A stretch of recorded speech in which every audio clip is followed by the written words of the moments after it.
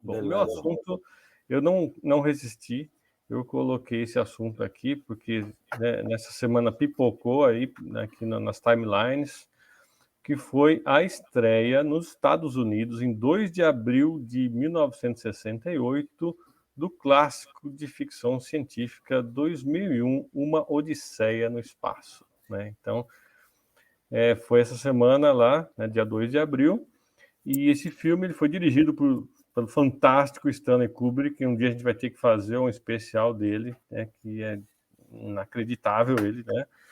E o roteiro foi do próprio Stanley Kubrick, mas o escritor Arthur C. Clarke, um dos maiores escritores de ficção científica, né?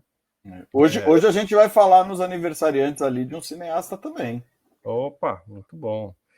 E só para ter uma ideia, né, um background, a gente não vai falar dessas duas pessoas, mas só para ter um background, quem não conhece o Kubrick ou o Clarke, né, o Kubrick fez filmes, dentre outros, o Spartacus, Lolita, Doutor Strangelove, Laranja Mecânica, O Iluminado e Full Metal Jacket. Tem outros também, mas não vou falar todos, né?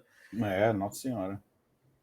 O Arthur C. Clarke, ele escreveu o livro O Fim da Infância, além da série 2001, é um livro que eu comentei alguns remotos atrás, porque esse livro, O Fim da Infância, ele inspirou o pessoal que criou a capa daquele disco do Led Zeppelin, House of the Holy, que foi tema de um dos nossos programas também lá atrás. Né? Então, legal esse programa também.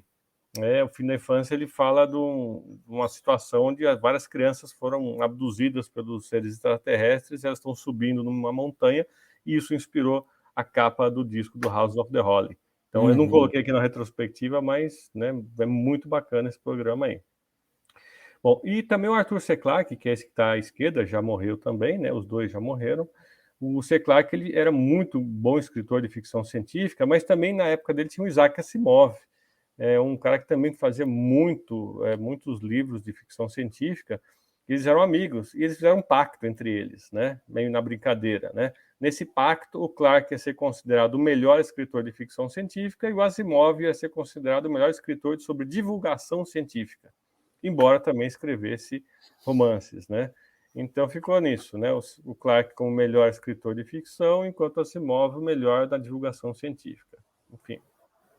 Bom, o Clarke ele escreveu junto com o Kubrick o roteiro do 2001, só que o Clarke não parou aí. Ele escreveu as continuações desse trabalho, né? Você vê aqui o livro 2010, A Odisseia 2, o livro 2061, Odisseia 3, e o 3001, A Odisseia Final. Então, são 4 livros no total. Eu só não tenho 2001, que eu li emprestado, e eu tenho os outros 3. Né? Então, estão eles aqui, deixa eu colocar até aqui, ó. Tenho o 2061. Eu não conhecia o 3001, achei que era uma trilogia, 2010, terminava no 2061. Não, 2010, 2061 e 3001. Os 3 são muito bons, né? O livro, 2001, ele foi escrito junto com o filme, na verdade, né? E ele foi publicado um pouco depois da estreia do filme. Só que ele não é igualzinho, traz algumas diferenças, né? Uma das diferenças do filme é que, no caso do filme, eles vão até a órbita de Júpiter para achar um outro elemento, ali, um outro monolito.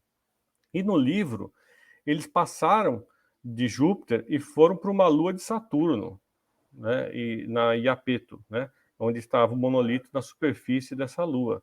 Então essa é uma das diferenças, né? Acho que para o filme eles decidiram parar em Júpiter para não deixar muito complexo o negócio, né? Agora, olha só que bacana, no livro, para ir de Júpiter para Saturno, a nave faz o uso de uma catapulta gravitacional. Ele faz uma manobra e faz com que a gravidade de Júpiter impulsione a nave em direção a Saturno. Isso foi a teoria, né? Foi escrito em 1960 e pouco. Depois, com o programa Voyager, que a gente já falou aqui, a Voyager usou exatamente isso para passar por Saturno, por Júpiter. Então, a realidade aconteceu depois que ele... Da previsão. Da previsão. Outra coisa que foi marcante, né, que até ele fala no começo de 2010 do livro, é que quando no livro original ele fala em que chegam lá em Japeto, o astronauta olha e vê a superfície da Lua uma mancha clara, e no meio, quando ele vai chegando mais perto, vê um ponto preto, que seria um monolito, parecia um olho. Anos depois, quando, não sei se foi a Voyager, chegou perto lá de Saturno e fotografou Japeto, realmente tinha uma mancha branca na superfície de Japeto.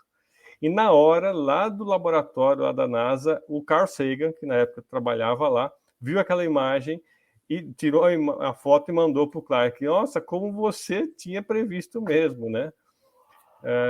Outra coisa que aconteceu também, muitas coincidências aconteceram, né? Os astronautas da missão Apollo foram para a Lua depois de sair o filme. E eles tinham visto o filme, né?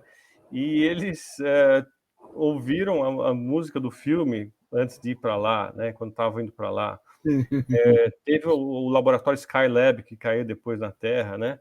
Esse laboratório, ele tinha um cinturão de armários em volta, formando um anel. E para quem viu 2001, lembra que o astronauta lá fazia Cooper na nave, dando voltas ali. Aí os astronautas tinham visto o filme e fizeram isso. Só que a nave não girava, mas conforme eles corriam ali, a própria força centrífuga, né, dos astronautas correndo fazia com que eles ficassem ali. Se então mantivessem na periferia. E ouviram a música do filme enquanto faziam a gravação disso daí, né? Legal. Muitas coisas aconteceram aí de coincidência, né? Só que o filme, o 2010, o livro, não seguiu exatamente a continuação do livro 2001, mas sim a continuação do filme 2001. Tanto é que em 2010 eles partem do pressuposto que realmente o monolito estava na órbita de Júpiter e não lá em Saturno. Então, a partir de 2010, seguiu a sequência aí do filme, tá? Bom, o que mais que é interessante aqui? Tem bastante coisa interessante aqui. Também a nave Apollo 13, sabe? Apollo 13, que teve o filme do Tom Hanks lá, que deu problema lá. Sim. E um Gary Sinise também. Então, a nave Apollo 13 tinha um módulo lá chamado Odisseia, a Odisseia, né? E eles estavam vindo do Zaratustra, que é tema do filme também, antes da explosão do tanque de oxigênio que deu o problema lá na nave, né? Então, outra coincidência aí, né?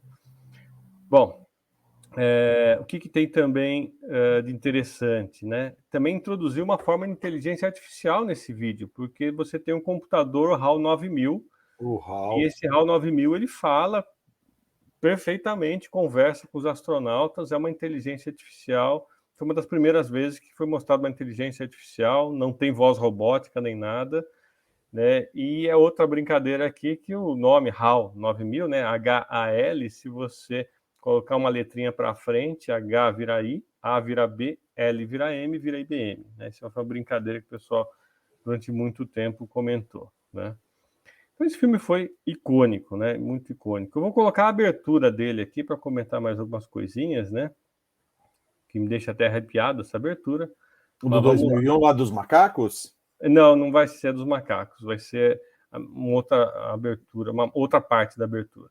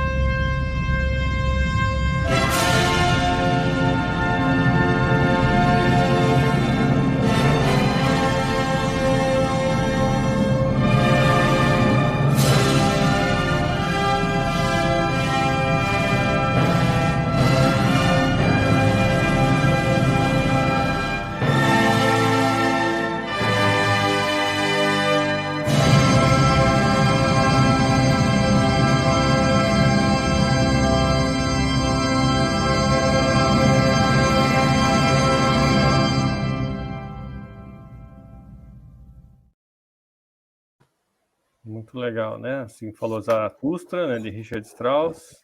Inclusive, essa música foi feito um arranjo, agora esqueci o nome daquele jazzman brasileiro, depois eu lembro aqui. Ele fez um arranjo muito legal também. Esqueci o nome dele. Quem lembrar aí, coloca aí. Vocês viram nessa abertura aqui, vocês veem em primeiro plano bem escuro a Lua, e depois você tem a Terra nascente atrás da Lua e depois o Sol. O Sol lá atrás. É o Sérgio Mendes que você está falando, não? Não é o Sérgio Mendes. Rapaz, esqueci o nome.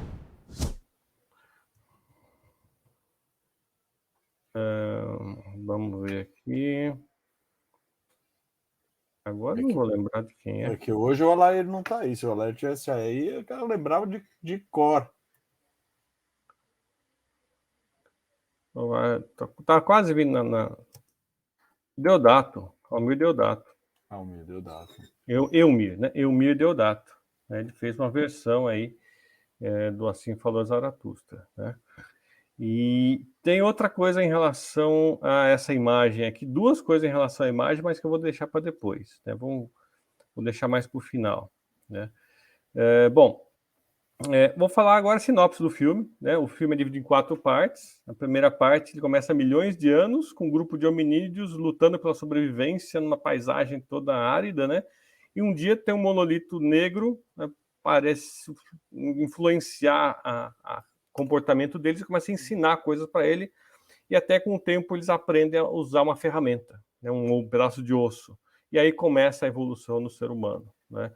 Aí corta para a segunda parte, em 1999, a humanidade já explora o espaço, aí o Dr. Heywood Floyd ele vai para a Lua investigar um monolito, semelhante àquele primeiro dos hominídeos, mas eles não conheciam esse monolito, obviamente, né, foi perdido no passado, mas eles encontraram esse monolito estranho lá e ele viaja para o outro lado da Lua para investigar isso. E ali, quando eles abrem e vem a luz do Sol pela primeira vez, ele emite um sinal gigante que vai para Júpiter.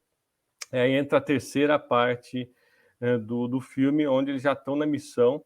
A Discovery One vai em direção a Júpiter no ano de 2001, né, para descobrir o que é que está acontecendo ali. Né? Aí você tem os 2 principais astronautas, Dave Bowman e o Frank Poole, e mais 3 cientistas que estão hibernando na nave, só vão acordar quando chegar lá, e o objetivo é chegar lá. Né? Só que o HAL 9000, ele toma conta da nave, né? A inteligência artificial tenta matar todos os astronautas, né? E consegue, menos o Dave Bowman, que o Dave Bowman consegue desligar o computador e continuar a missão. E na última parte, o Dave Bowman chega lá, encontra o outro monolito, entra através dele, viaja no espaço e vem uma viagem completa lá, que ninguém entendeu muito bem o final do filme. Aparece ele novo, velho, num quarto novo, ali, e ele renasce ali, né? Então é o renascimento da humanidade, né? Então essa é a sinopse geral do filme, né? É excepcional. Eu vou colocar um trailerzinho do filme agora aqui, né? Um trailer oficial dele, para quem não conhece. Vamos lá. Dave, do you mind if I ask you a personal question? No, not at all. I've wondered whether you might be having some second thoughts about the mission.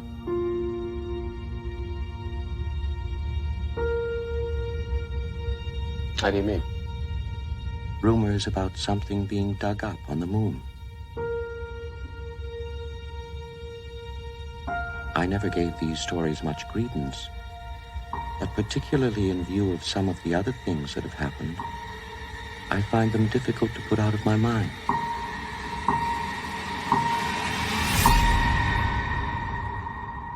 Open the pod bay doors, please, Hal. Open the pod bay doors, Hal. I'm sorry, Dave. I'm afraid I can't do that. What are you talking about, Hal? This conversation can serve no purpose anymore. Goodbye.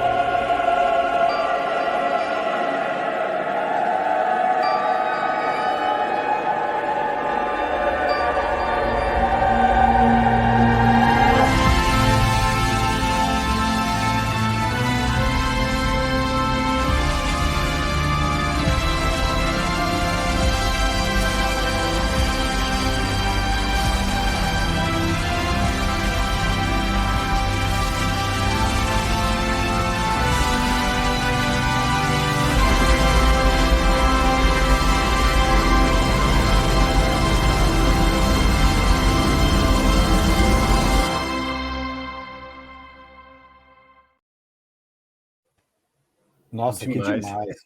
Esse filme é Não, demais. e ele é muito tenso, né, cara? É uma ficção, não é fantasia naquele sentido que você é monstro, né? Saindo do espaço, nada disso, né? Não, Doido.